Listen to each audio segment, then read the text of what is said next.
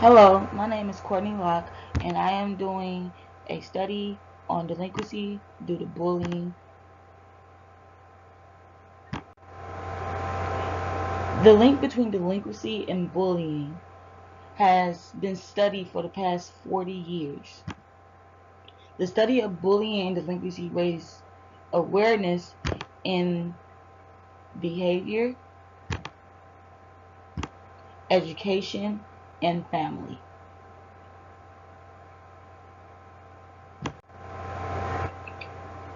In this slide, I argue that delinquency due to bullying affect adolescents in the following ways. Number one, differences between delinquency among friends and externalizing behavior.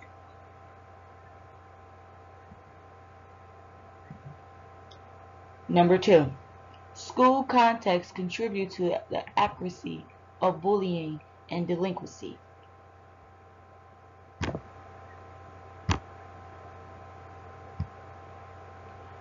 And last, children may be affected by the kind of parenting they receive.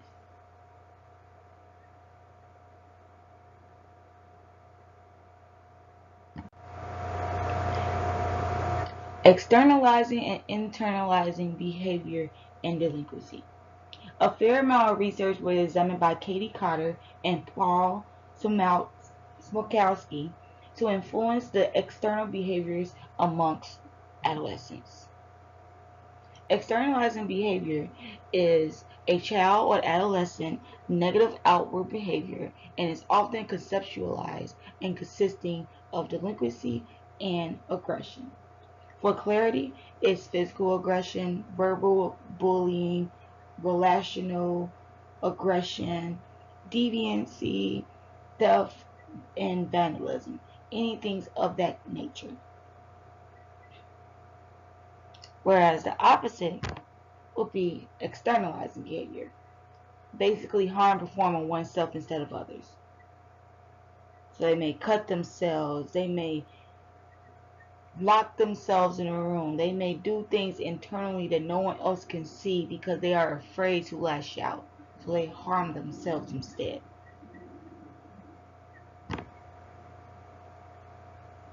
A sample of 40 communities across 7 states was studied among both genders and showed a strong prediction of delinquency behavior and that it occurs more in males and less in females.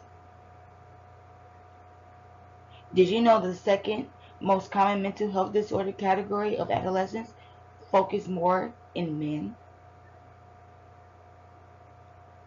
With this disorder occurring more in men, the female gender role value characteristics of sensitivity, kindness, concern of interpersonal relationship, which is largely incompatible with the interpersonal harm and accompanies externalizing behavior.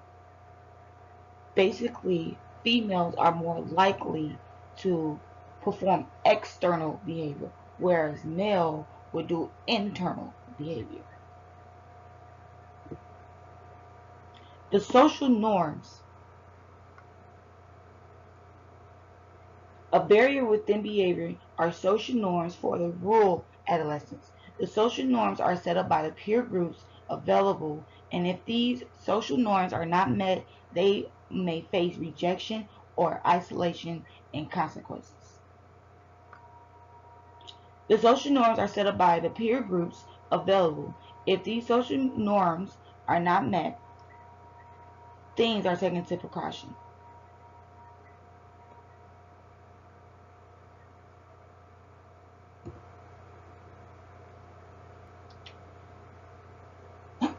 A social norm is maintaining relationship with peers. Is to motivate them and pressure them into the idea of losing a friend. The idea of losing a friend holds the most importance in this stage, which may lead to psychological distress. Another social norm is Motivating them to drink became a moderate choice between the norms and the behavior.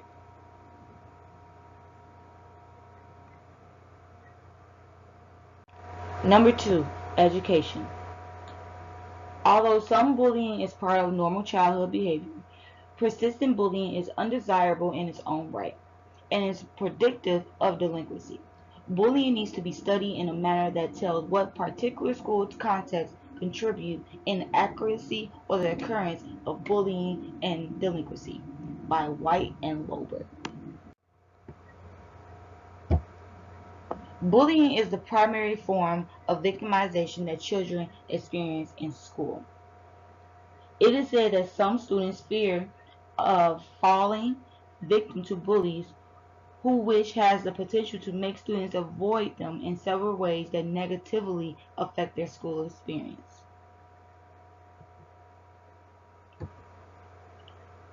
Negatively, by having them miss class, students have been reported to miss classes to avoid certain areas of school because they do not want to be in the crossfire of being victimized. Students who are held victimized will initially or essentially become harmful and a threat to the school or the community.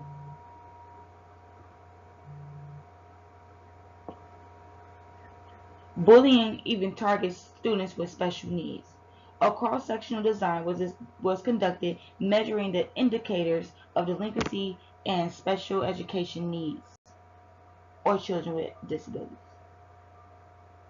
Turns out that they are more likely to engage in problem behavior and liberated by failure in school, which frees them to act out.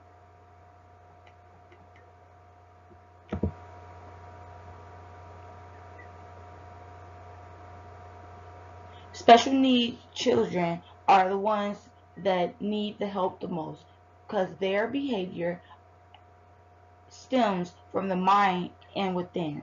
So any lash out may be harm to themselves internally or to others externally. Third, family. Family has become a huge factor amongst the term delinquency, and many theories were examined, but I found an article that uses an effective one. The common thread of each of these theories is that behaviors of parents and children influence one another.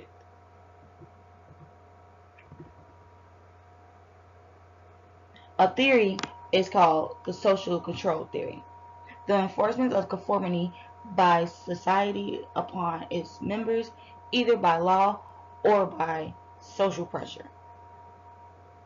A bidirectional influence has been discovered that the link between the parenting and has an effect on the child.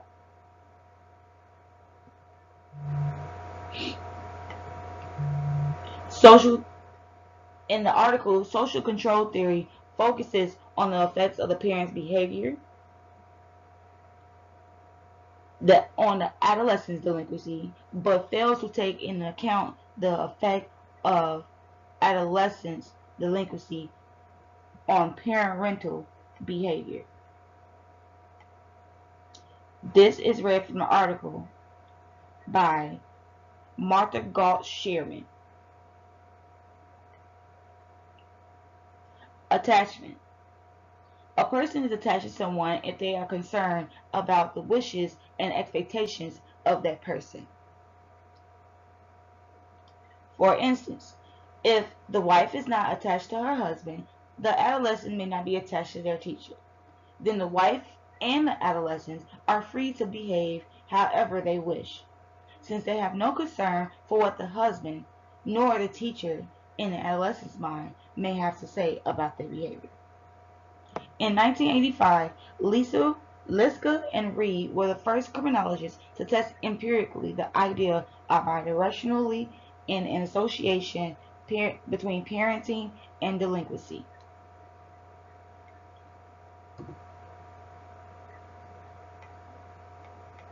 Involvement. Adolescents who lack improvement and involvement in conventional activities have more time to engage in delinquent activities. So, in other words, if an adolescent has a busy schedule and is active in conventional activities, they have little time to be delinquent. This is what society needs to see more, and this is how the research has been discovered to make society a better place for adolescents who are entertaining delinquency.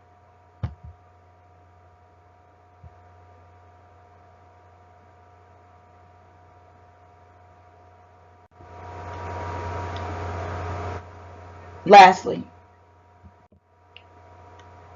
now, I came across videos that helped sum up my findings. As you see, the first bullet point, it says parenting and its effects on delinquency. In this video, a seminar called the Stockholm Criminology Symposium was held by Nicole Traffel, a criminologist, and she spoke on the parenting and the effects on delinquency. She looked into what is parenting and the involvement with the child. As I stated before with the attachment, Traffel discovered the poor parental supervision in childhood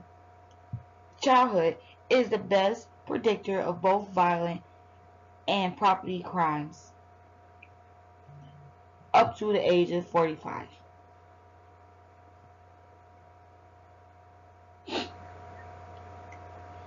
Parental knowledge and child disclosure are strongly linked to delinquency. Another video that I came across discussed the juvenile delinquent system, and it is said that the more American kids are experiencing a lot more rejections between parents, and the effect them leads essentially either depression or anger, making the child seek a place elsewhere because they do not feel like they belong inside. Going across my findings, everything came to the point of saying delinquency, parenting, education, and pressure behavior. It's all linked with one another. If we continue to have the knowledge to involve, to attach, and to educate ourselves of delinquency, the crimes, the violence, and the isolation will come down to a minimum.